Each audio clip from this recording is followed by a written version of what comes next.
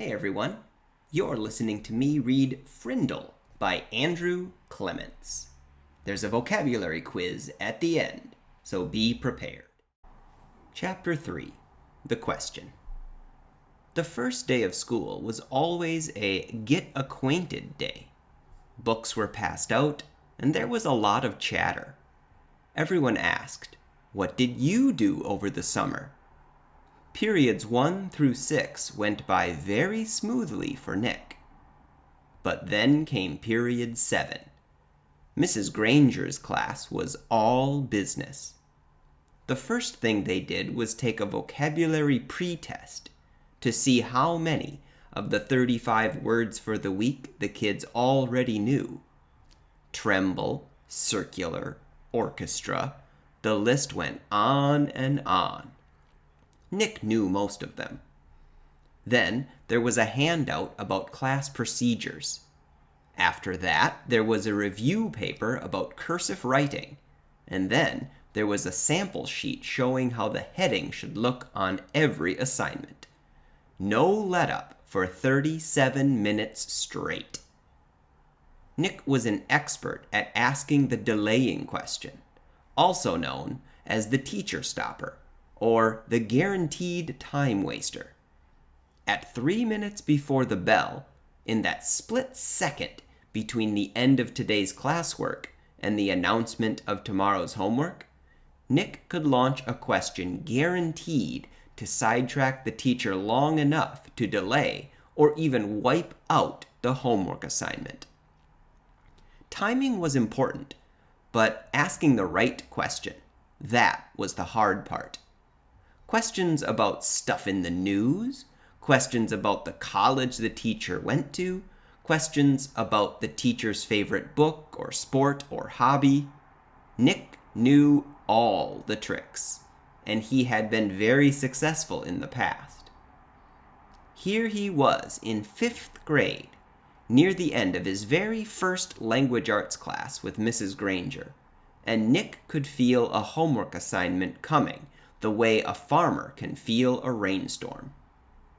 Mrs. Granger paused to catch her breath, and Nick's hand shot up.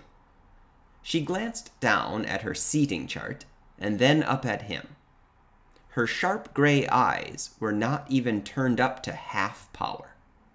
"Yes, Nicholas?" "Mrs. Granger, you have so many dictionaries in this room, and that huge one especially. Where did all those words come from? Did they just get copied from other dictionaries? It sure is a big book." It was a perfect thought grenade. Kapow! Several kids smiled, and a few peeked at the clock.